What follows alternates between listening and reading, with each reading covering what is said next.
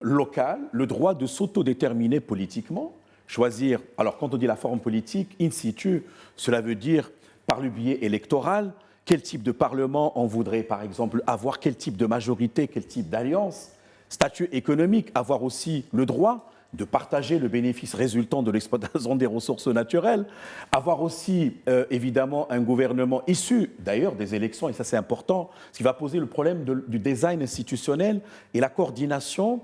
Tout à l'heure, Madame Khadija, vous avez parlé des leviers de puissance, là on dirait des relais territoriaux, parce que ça va poser la question de la relation entre la région autonome du Sahara avec les autres régions dites avancées, etc. L'autodétermination n'est pas un principe, on va dire, sacré.